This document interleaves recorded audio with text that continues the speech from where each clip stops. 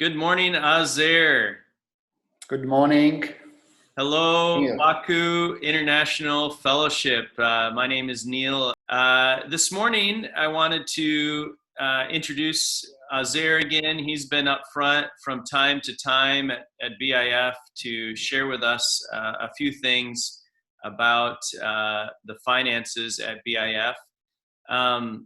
Azer, could you tell us a little bit about your role at BIF? Yes. So good morning, church. I have been serving with BIF as an elder and a treasurer. And so my role is to oversee the finances of the church. So make sure on Sundays, we count the offering, that we know how much money we have and make sure that all the bills are paid, rent, staff salaries, and we have all the supplies.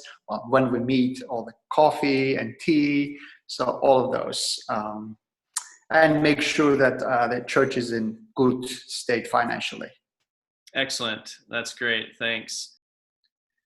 So, Azer, I just wanted to ask you a few questions. The first being, how has BIF been impacted financially by this pandemic? Yeah, so as you know, our meeting as a church physically in the building in Hyatt was on March 8th. And since that time, next Sunday, which was March 15th, the government passed some new restrictions on meetings, physically meetings, people over 10 people. So we decided to cancel our meeting. And so it's actually 2 months, exactly 2 months since we haven't been meeting physically in the building. So since that time, we didn't have typical offerings when we pass on baskets. And that was a major income source for the church. But at the same time, we didn't have to rent the building, which was one of our biggest expenses in our budget. So we don't have any expenses that involve people gathering together, which is like youth meetings, women's meetings, mobs meetings, and the rent. So we don't have much income, and we don't have one of the major expenses. Okay. Where does most of the financial support come from for BIF? Mm-hmm. Yeah, so we emphasize, both pastor team emphasize that, and we as elders, that BIF as a church exists in Azerbaijan, and we don't have any outside support. So we don't have any organization or church outside of Azerbaijan that supports our activities. So we basically are able to exist in Azerbaijan because of the tithes and offerings of people who come to BIF and consider the BIF their home church. So mainly offerings and tithes. Excellent. So today, obviously, we're not passing the basket around to receive tithes and offerings from the members of, or the people who come to BIF on Sunday. So what other ways can we give to BIF in this time? Mm-hmm. Yeah, so as a result of pandemic, as a result of that, many people, the church consists of 80% of church consists of expats. So some people actually had to leave Azerbaijan.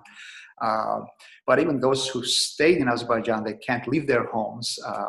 So we got requests for people that they want to give to BIF, but they don't know how to. So there are 2 main ways to give to BIF. First is to give online if you're not in Azerbaijan, or if you are in Azerbaijan and you have your international accounts. That's ICC Europe, which stands for International Christian Community, Eurasia. That organization helps. So that's actually a way for us to get money into BIF. And pastor team every week sends email. At the end of the email, you can see instructions how to give to BIF through ICC Europe. And another way is to give locally. So after the quarantine, we went on and opened a bank account for BIF. And basically, we wanted to make it very easy for people to give, so they don't have to go to the bank and stand in line. So basically, when you go to a grocery store, there are red pay machines, Million or any of those. It's very easy. Instructions are also in the email, and there's a video that explains how to give and the bank account, and so it's very easy. So if you're internationally or locally that you want to give online, ICC Europe. If you're here and you want to give in Manat, red pay machines. Excellent. Thanks. That's really helpful. And I'll make sure that we have the instructions for both of those in this email as well, so that you can figure out how to best give these days.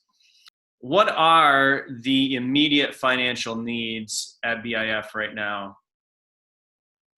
So as I mentioned, currently we don't have to rent a building. We don't support ministries that involve physical meetings, whether it's youth group or women's ministry or other ministries. But the immediate financial needs are senior pastor salary, like some support staff, like bookkeeper, financial services. So those are main needs that we have right now. And so BIF, you have been very generous and very helpful to meet the needs of the financial needs at BIF. Thanks so much for that. I just want to finish with a word of encouragement from 2 Corinthians 8:1-5. Now I want you to know, dear brothers and sisters, what God in his kindness has done through the churches in Macedonia. They are being tested by many troubles, and they are very poor. But they are also filled with abundant joy, which has overflowed in rich generosity. For I can testify that they gave not only what they could afford, but far more, and they did it of their own free will. They begged us again and again for the privilege of sharing in the gift for the believers in Jerusalem. They even did more than we had hoped, for their first action was to give themselves to the Lord and to us, just as God wanted them to do. BIF, thanks for your generosity. Thanks for partnering in this ministry. Azer, thanks so much for this interview. Thanks for being with us today, and God bless. Thank you. Thank you. God bless you.